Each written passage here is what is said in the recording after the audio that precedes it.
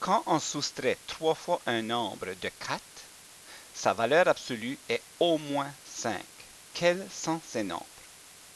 Donc, qu'est-ce qu'on cherche ici? Il faudra créer notre inéquation parce qu'on a au moins. Donc, puisqu'on a au moins, on sait que c'est une inéquation. Quand on soustrait 3 fois un nombre, on ne connaît pas le nombre, donc x va être notre nombre. On soustrait 3 fois un nombre de 4. Donc, si je prends 4, je dois soustraire 3 fois un nombre. Et sa valeur absolue, donc la valeur absolue de ça, doit être au moins 5. Donc, cette valeur-là doit être plus grande ou égale à 5. Une fois qu'on a construit notre inéquation, on va le résoudre comme on a fait avec les autres.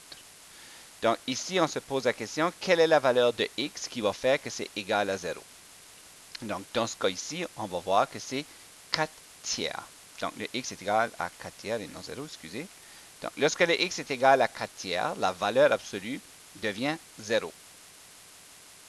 Si on prend des valeurs plus grandes que 4 tiers, donc 4 tiers, on peut prendre 2, 3, 4, 5, 6, 7, 8, peu importe. Donc, si on prend 3, moins 3 fois 3, ça fait moins 9. Donc, 4 fois moins 9, ça fait un négatif. Donc, la valeur absolue est négative lorsqu'on prend des valeurs plus grandes que 4 tiers. Et lorsqu'on prend des valeurs plus petites que 4 tiers et qu'on remplace ici, on va remarquer que l'intérieur va être positif.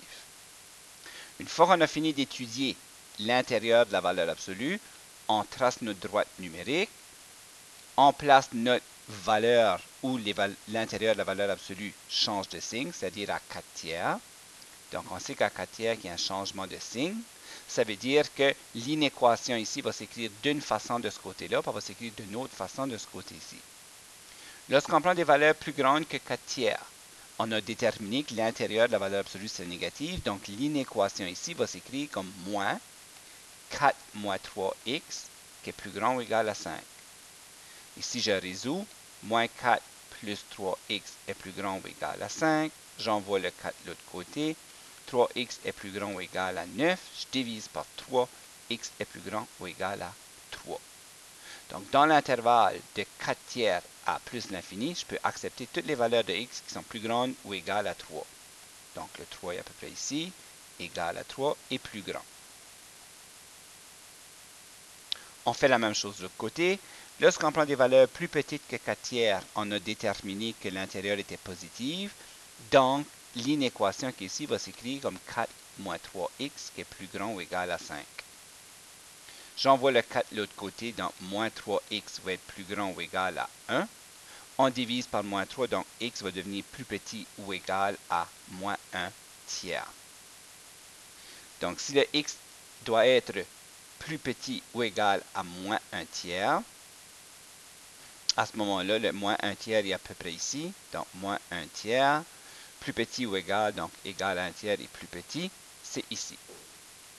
Donc, quand on regarde le grand portrait, quelles sont les valeurs de x qu'on peut remplacer ici pour s'assurer que la valeur absolue ici soit plus grande ou égale à 5? C'est n'importe quelle valeur entre moins l'infini et moins 1 tiers, ou de 3 jusqu'à plus l'infini. Donc, x va être égal à moins l'infini jusqu'à moins 1 tiers inclusivement, ou 3 jusqu'à plus l'infini.